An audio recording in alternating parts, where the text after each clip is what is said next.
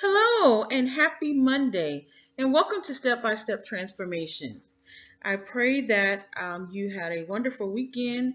It is the beginning of October.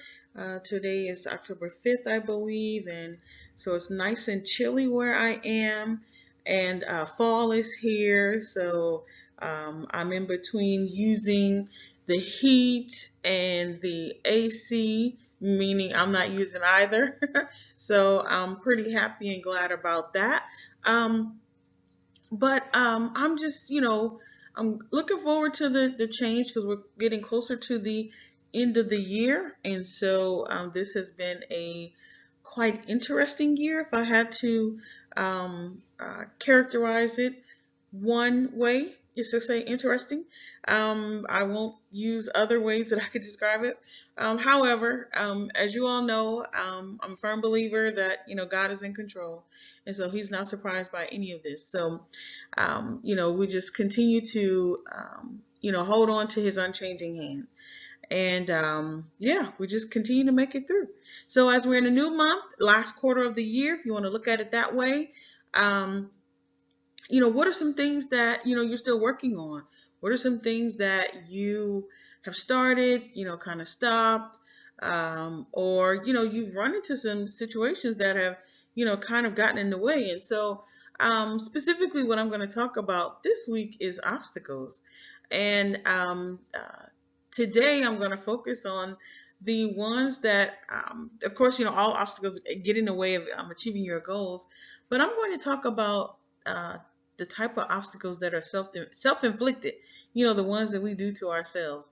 So stay tuned, you don't want to miss. Thank you. Hey, so before we dive right in, allow me to introduce myself. My name is Natalie, and I'm a Christian life coach. I work with working women like you to accomplish the goals that you actually care about. I show you how to get back on track, set your dream goals, and reach those goals by developing the laser focused and direct impact steps that will get you there. We work together using my customized signature coaching process and action plan. So, this is who I am. Feel free to reach out if you're ready to get from where you are to where you want to be. Thank you.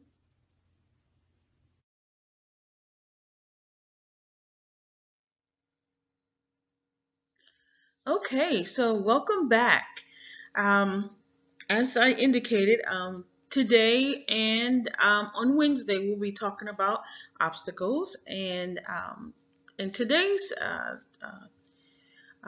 talk or discussion or presentation or lessons, hopefully you find some lessons learned. We'll talk about self-inflicted obstacles, and specifically we'll look at ways that this is done through procrastination, through the lack of focus, through being unorganized, and also negative beliefs. So, some of these can apply to you, either one, two, all of them, or maybe none of them. There may be some others. This is not a inclusive list. The list can be exhaustive of how we actually get in our own way of achieving our goals. So we'll move on. All right.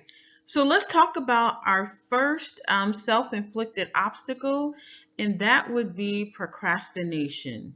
Um, as many of it's stated that procrastination is a thief of time because basically you waste a lot of time, by, not doing anything.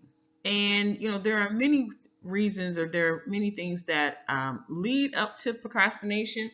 And a lot of it is just the perception that, you don't know what to do, or you've developed some sense of anxiety, or you could even panic because the task is so great.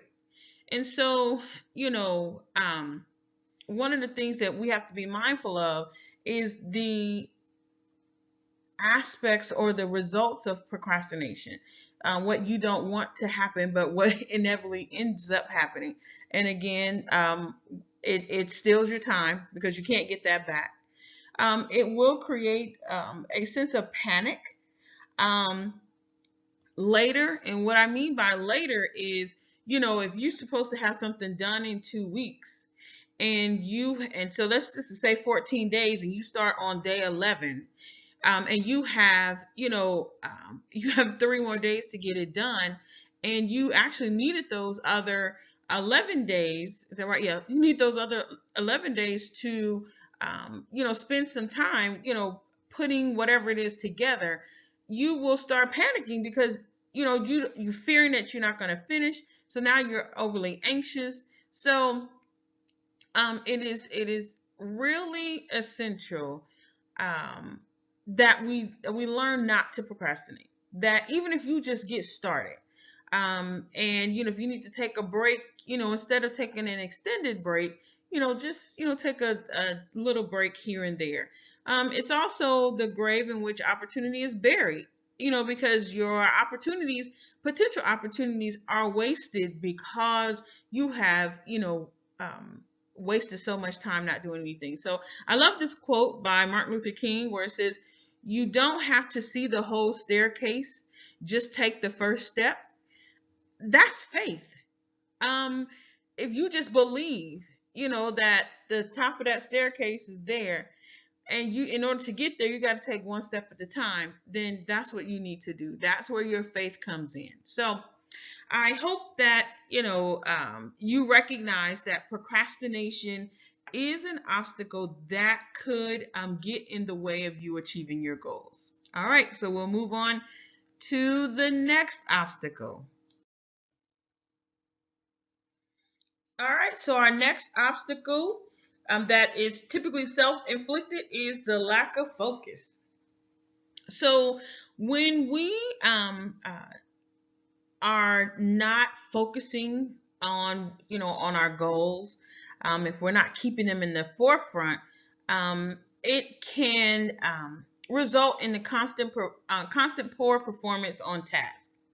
So if you work every day, if you have to go into a 9 to 5 or whatever type of means of work that you may do, there's some level of focus that you have to do. There's certain tasks that require you to focus, even if you think it's just menial, and no matter what the job is.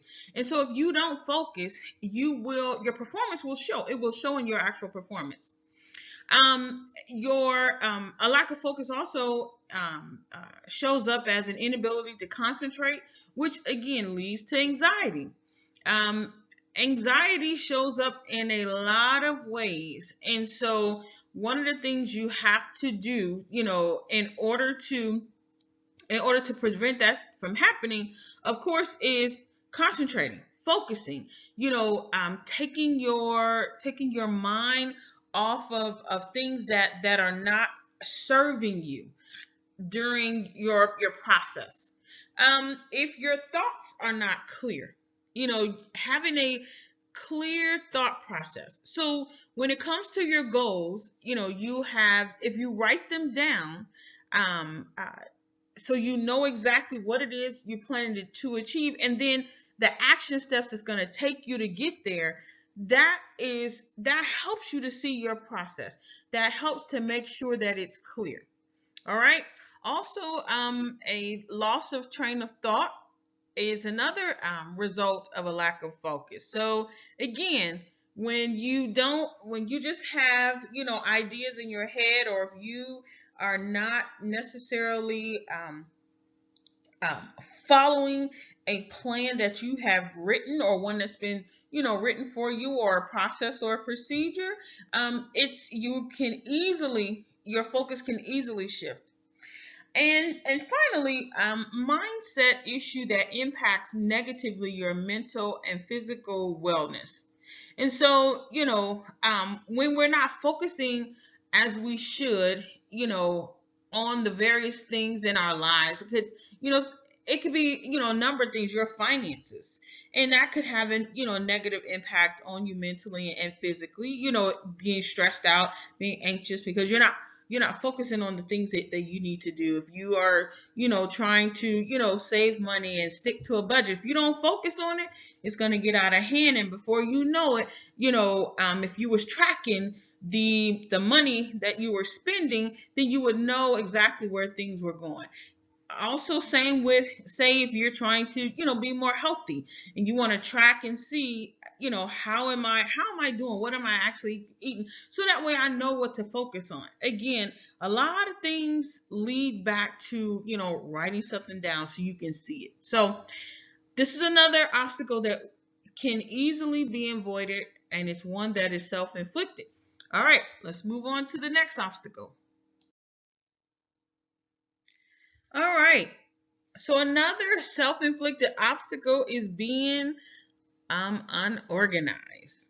And that the first thing that I'm listing here again creates anxiety. And if you don't believe that this is actually possible, for those who are neat freaks, if there is something that's out of place, or if you let things pile up, you will get anxious until that material is gone. It's till it's put everything in their place. So same with those who are not necessarily neat freaks, and neither one is bad. Either way, I'm not singling one out or the other, but I'm just trying to show you some concrete examples or some specific examples to help you to see and visualize. If you have a table, and if that a coffee table, or just a table that you kind of put junk mail and stuff on and things pile up, well, you might have a tendency to be anxious about it until you clean it up. And then once you clean up, you'll be surprised how, even if you didn't realize you were anxious, that the anxiety would go away. Being unorganized also inhibits action. It keeps you from doing anything. And so, if you are organized, then you know exactly what you need to do. You know what steps you need to take, and and you know where you need to go. Being unorganized creates emergencies. Again, goes back to, not having your system outlined, not having your steps outlined. And so the emergencies are created because there's something that, you might have forgotten. If you were organized, if you knew that, say, for example, something was, you needed to get, let me use for an example, bills. We'll go back to bills. And something was due, say, on the 5th, and it's the 7th. If you was organized, if you had a list of all your bills, and when that they're due, then you would know, okay, it's due on the 5th. So for example, if today is the 4th or it's the 6th, it's too late. You got an emergency. Now you got to try to get it in there. Hopefully you don't get, any type of late fees, or, if it's on the weekend and if it's due, on the next day, you got to try to get access to the cash. So again, I hope that just kind of makes sense, how it creates emergencies. Missed opportunities. Again, when you don't have it written down, you miss an opportunity to do a step, or you miss an opportunity that could have come up if you had seen it written down, because you're not organized. And then you would fail at that which you really want to succeed. And I'll go back and use the actual budget finance example. You really want to succeed at being organized so you can save some money for a trip. If you are not organized, you want to succeed, you won't. You will fail. Okay? And I believe we have one more obstacle. Okay, so the final self-inflicted obstacle that we are going to talk about are negative beliefs. And these can come about when we feel a certain way about ourselves, If we're feeling insecure, not feeling a sense of worthy, not feeling a sense of worth, excuse me, or not feeling worthy. Um, and so, it can stunt us. It can keep us from moving forward. And so one of the things I want to, remind you is that negative beliefs, they don't protect you. They don't necessarily, they don't shield you from anything. They will always be there. So they're not helping you. It will also cause you to miss out on the beauty of life. And so, if you're not aware of your thoughts, of your thought pattern, there are things that having negative beliefs will keep you in a place that you don't necessarily want to be, and so you tend to miss out on those things that you really want to do. So it's important that you have that awareness so that you can change your thoughts, and you can also change your world. So it's important that you keep your eye on the goal, whatever that goal is for yourself. And you want your belief system and your mindset to fall in line with that. And so, if you have to remind yourself every single day, several times a day, of something positive, or some aspect, some affirmation that will help you to center and to keep your focus on that goal, whatever it takes, so that way you can drown out that those negative beliefs. Okay. And finally, you oversee how you feel. So choose happiness. You make the choice in how you feel. So no one can make you feel a certain way unless you are physically being threatened. Or yeah, pretty much you're physically being threatened, or if someone is verbally assaulting you. But for the most part, we're in charge of our feelings. So choose happiness, choose those things that you allow to come in your space, and that is what you see with your eyes, and what you take in with your ears, to help keep those beliefs positive, to help keep you focused on the goal. Okay, so we will move on to some obstacles that we'll just move on to a few more obstacles. All right, so here are a few more obstacles. I'm not, going to focus extensively at all on them, but these are just some more that would be considered self-inflicted, that would keep you from achieving your goals, and that is ineffective research. Whatever the process or project that you're trying to do and achieve, if your research is not good, if it's halfway, if it's not solid, if it's not thorough, then it can create an obstacle for you. If you give up too quickly, life is hard, stuff is hard. Nothing good comes easily all the time that's sustainable. So if you go into a situation expecting it to be, a little challenging, expecting to run into a couple of walls or brick walls, then it's coming. So then there's no need for you to give up easily. You will know when, okay, this is not the one, or this is not the thing for me. But when that's not the message, keep pushing on. And then finally, being unprepared. Again, that preparedness could be not just physically, but mental preparedness.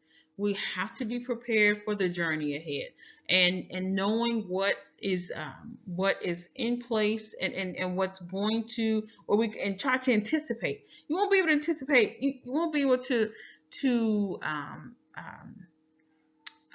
yeah, I guess anticipate all the pitfalls or all of the obstacles, but the ones that you can, the ones you can be prepared for those. So these are just a few. I'm sure there are others that are out there.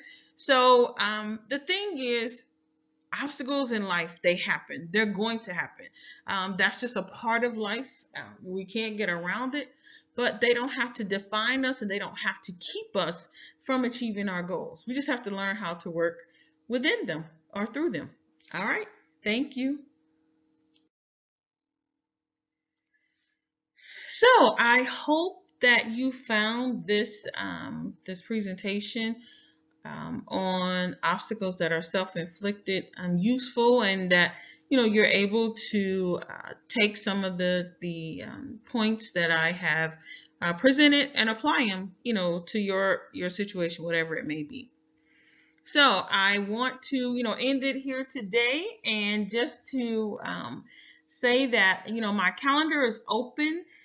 You can click the link that's in the description box to set up a discovery call, so that if you are having a goal that you want to achieve, or if you are in search of trying to figure out your purpose, I want to help you with that. I want to help you to, make sure that you're aligned with the Lord, and in that journey. So click on the link to set up a free discovery call, and to see if we would be a good fit. Also, too, I have a freebie. That link is also in the description box, excuse me. And so that link will take you right to the site where you can download. It's a workbook on identifying your values, because those are very important. They are the foundations for your life, and those are what you need in order to set those goals that you have for yourself. So go and check out that workbook. Again, I want to thank you very much for your time, and I pray that your day is blessed, and that your week would be blessed. And I will see you next time. Take care, and God bless.